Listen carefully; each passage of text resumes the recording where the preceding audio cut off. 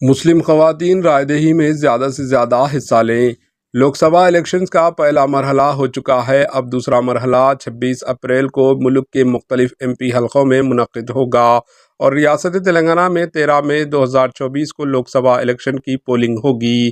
ایسے میں خاص کر مسلم خواتین جو ووٹ ڈالنے کی اہلیت کی عمر یعنی 18 سال مکمل کر چکے ہیں، ووٹ کا استعمال لازمی طور پر کریں، کوئی بہانہ نہ بنائیں، دھوپ کی تمازات کو بلائے طاق دور رکھیں اور گھروں سے باہر نکل کر ووٹنگ بوتھ پر جا کر ہم مسلم عورتوں کا ووٹ ڈالنا لازمی ہے۔ اگر مسلم دشمن آ جائے تو آئندہ مسلمانوں کا جینا دوبھر ہو جائے گا۔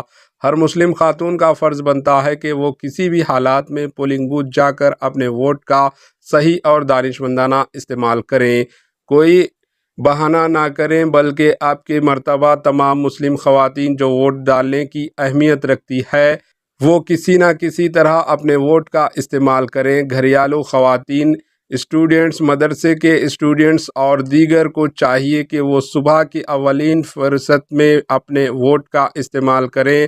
چناؤ میں مقابلے کے لیے مختلف سیاسی جماعتوں کے امیدوار ہیں۔ ملک کے تمام مسلمانوں کا رجحان کسی ایک پارٹی کی طرف ہونا چاہیے۔ تمام مسلم طبقہ کانگریس کی طرف راغب مائل ہے۔ ایسے میں مسلم خواتین بھی ووٹ ڈال کر زیادہ سے زیادہ تناسب 100% کا ثبوت دیں۔ وقت گیا وقت پھر ہاتھ آتا نہیں۔ مسلم خواتین ووٹ کی اہمیت کو سمجھیں، کوئی آٹو سواری کا انتظار نہ کریں اور نہ پیسے کا۔ ووٹ پہلے کا استعمال کریں، بعد میں اموار خانہ واری سے ٹمٹا کریں۔ Bureau report AHN news.